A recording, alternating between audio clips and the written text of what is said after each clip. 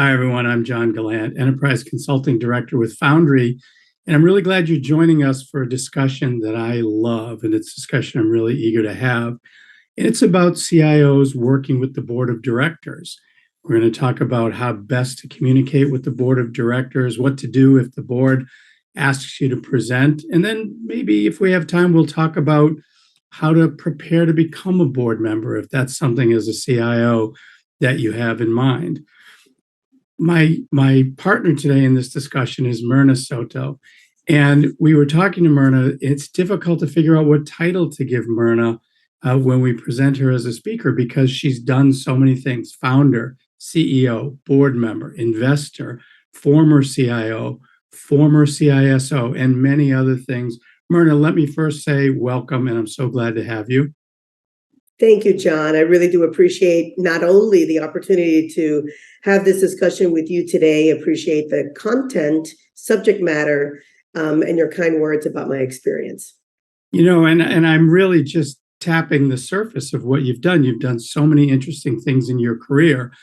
But I think what really is fantastic here is you've got this unique perspective, having been both a senior technology and security executive, and now a current board member on several boards. And I'm really eager to get your advice on how CIOs can best communicate with the board. I meet with CIOs all the time, and I can see sometimes the dread in their eyes when they have to present to the board or they're called to present to the board. But I also want to explore how they can leverage the board to get more of their own strategic goals accomplished. But before we get into how CIOs should communicate with the board, let me ask you to share your perspective as a board member on what board members actually expect from CIOs and what do they want to learn from CIOs? Yeah, it's a great question. And as you mentioned, I've been, I like to say, blessed with the fact and the opportunity that I presented in the boardroom many, many times as a reigning executive in the variety of roles that I've held, and now have the opportunity to be on the other side of the table and assist the technology leaders, the CIOs, the CTOs, fill in the blank on the technology leadership that may be invited into the board to present. And the reality is that what I've come to find and what's happening in the boardroom is that board members are evolving at a very rapid rate. There's been a lot of inclusion of other technology leaders in the boardroom, and we'll talk a little bit about becoming a board member a little later. But what's happening is that the boardroom is becoming much more savvier on the impact that technology has on the business's strategic outcomes. And I think that's the good news. That's the best headline right now, that CIOs and others that are leaders in technology have the opportunity to demonstrate how impactful the work that they do to lead the technology strategy, implementation, execution for the company. And board members want to understand, where are the priorities? Where is there a need to endorse certain investments? And last but not least, what are the true strategic advantages to the business, whether it be reinventing the delivery of a product or a service, or how data is used in an analytical format for marketing purposes? I mean, we could talk about that, on and on. There's so many different areas. But to encapsulate it at a macro level, board members all understand today that it's hard for any industry or any company not to be reliant on technology. And that gives a superior platform for technology leaders to be a very innovative and influential member of the management team in the boardroom.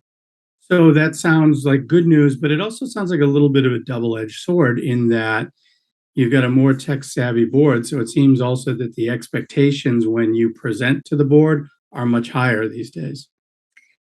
Well, every boardroom's not equal. And when we say that they're more tech-savvy, that comes with gradients. It could be that they're savvier to understand the need for technology and the utilization of technology. But there's still a number of board members, and this is not a criticism in any way, shape, or form, that are not really technology experts or have the experience or the depth to understand some of the challenges when it comes to technology adoption and changes. And this is where CIOs and other technology leaders that are invited in the boardroom, they really need to hone in on a skill to be able to present technical concepts in a very, very strategically placed business acumen so that the board members can make those connections. And in some cases, the leader has an opportunity to either validate an assumption that a board member has or to change a board member's perspective of how impactful a certain technology may or may not be. And one of my favorites is being able to, and I'm going to use a strong word, being able to educate the board at the right level, of course, but to educate the board on the complexities, right? The complexities of whether you're evolving an innovative platform, whether you're doing a large scale refresh, and all of the aspects that come with such an initiative. And that makes sense. So let's walk through this and take it from the perspective of the CIO now. We have this not uncommon scenario where the CIO has been asked to present to the board. What's your best advice for preparing for that meeting? So my best advice for preparing for that meeting, assuming that you have not presented to this board before, is to get an understanding from previous presentations. What level of detail does the board understand around the technology landscape for the company? Everyone knows that we have enterprise IT to support, the process and the business at hand. But what is their understanding of how that's being utilized and things of that nature? You can usually gather that by speaking to other members of the management team that have been present in the boardroom in the past. Another piece of advice is study your board members. Get to know their backgrounds. It's really important for you to be able to make certain connections to their experience and the content that you are providing so that it allows them the opportunity to connect the dots. So if you have a board member that happened to be a marketing officer, you may have the opportunity to make that type of correlation or connection. Or if you have a board member that used to be a leader in technology, that would be a wonderful opportunity to kind of build a relationship and a rapport with that board member. Be careful not to alienate board members. Sometimes I've seen people in the past who will focus on one or two board members because they have a comfort level with the topic, or they believe that their experience will allow them to understand it a little bit better, and they forget that some of the other board members may not be following as closely. So be careful not to alienate board members. That's a pretty strong recipe for not getting invited back, which you want to be invited back. You want to be a frequent presenter. And then last but not least is, as a CIO, you are running your own organization within an organization. So you're running your technology organization that has many different functional components. You're managing it at an executive level. Chances are you are managing a balance sheet for your organization. Think of the terms, the financial related terms that are going to be important to board members. Board members' focus is about generating shareholder value, growth of the company, preserving the position of an organization, things of that nature. You want to make those connections when you're talking about your organization, your programs, your projects. Put it in highly strategic business terms. And Myrna, in your experience, does the board expect the CIO to be up to date and aware of what technology initiatives are underway at competing companies? You need to present that landscape? Absolutely. I'm so glad you asked that question. More often than not, board members serve on other boards. So they'll come in with multiple perspectives of different companies and different industries. And more often than not, they may make those comparisons. And they'll be very transparent and say, on XYZ board, our organization is focusing on the following. So it's really important for you to be able to be in a position to respond. And it may be as simple as whatever that initiative is, may not be relevant to your industry, and you want to be very delicate on how you kind of course correct the question. But it's really important for you to project a layer of confidence. Not only do you know what is pertinent to your company, but what are the competitors focusing on, and what makes your organization different, and how is it best positioned to be successful and to execute differently than the competition. I want to expand on your earlier answer when we talked about preparing. When you think about your experiences, on both sides of the fence here, what are your absolute do's and don'ts for CIOs when they meet with the board? Could you kind of crystallize that? Do this, don't do this. Sure thing, definitely. So I'll start with the don'ts, and then I'll try to close up with the do's. Yeah. This may sound so obvious, but we live and breathe our profession, and sometimes we have to stop ourselves from using acronyms and using technical terms that is part of our day-to-day language as we manage our technology teams. Be very careful not to bring that into the boardroom.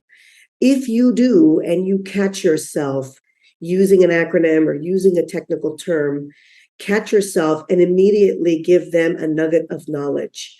If you say ERP, what does ERP really mean? You get an opportunity to educate the board without sounding condescending, but to give them, apologies, I used an acronym. Let me share with you what that actually means and how that's relevant.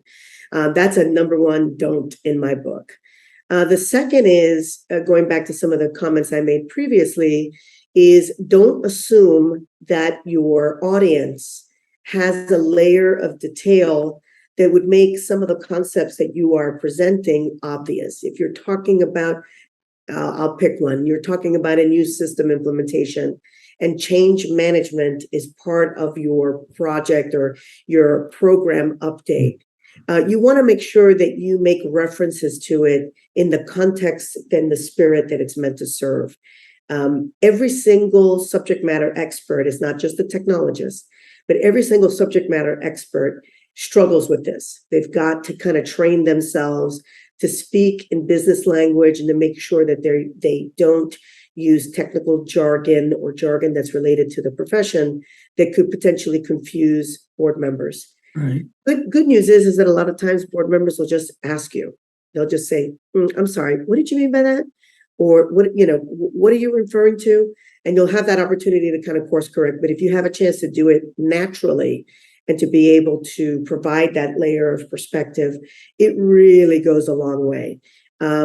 Being able to galvanize whatever your message is around the core objectives of your company and your business. I call it the so what. This is a do.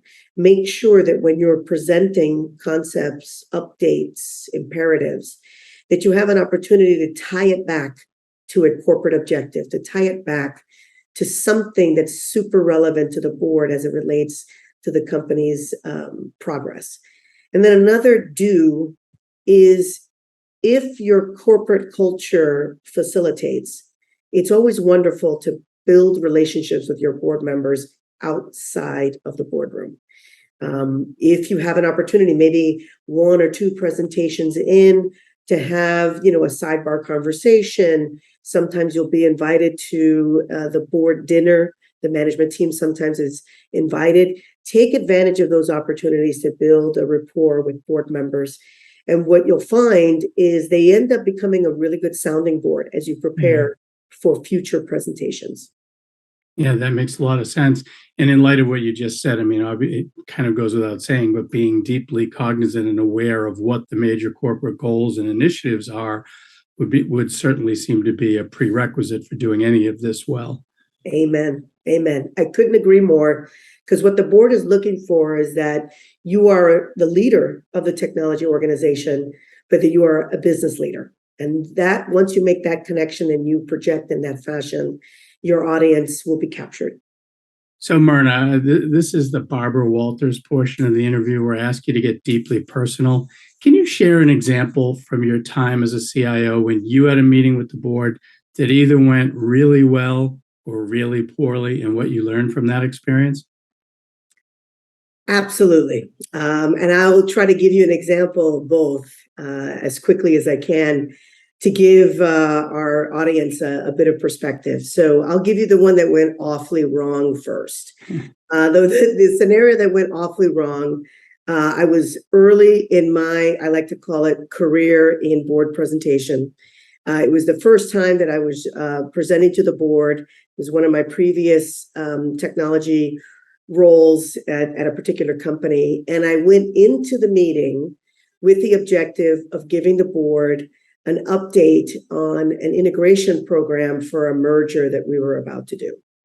And throughout that discussion, I inferred and passed judgment on a piece of technology without realizing that one of my board members represented the company that I had just passed judgment on. Thanks. Yep. And this is why I say super important for you to understand the backgrounds of your board members. Fortunately for me, that individual represented the organization and somewhat saved me and said, we've had some challenges with support. We understand why you would feel that way. But given my role with the company, I assure you that we will get the support that we need. So it was kind of like it was a major fumble, but there was an opportunity to kind of recover from that. And fortunately, the person was very kind with me. On the flip side, one that I would say went very, very well was, this is after I had spent some time with some of the board members. We had a very, I will say, controversial topic that we needed to discuss. It was related around security, and you know that security could be a very thorny topic. And it was a challenge because we needed to make some pretty big decisions around priorities that would circumvent some product-related advancements. And what went really, really well was the work and the energy that I had put into building a rapport with a number of board members, where I got very, very specific support in the boardroom during my presentation, in the form of, while I was presenting things, a particular board member said, you know, she's right about this. I've done my research. And it became much more of a conversation about the topic than an actual presentation. Yeah. And it really paid off. And to this day, I'm very thankful for that board member's involvement, because he cared very much about the topic and gave some very core supportive examples from his company. He happened to be a CEO of a different company at the time. But those are examples of what could go wrong and what could go right.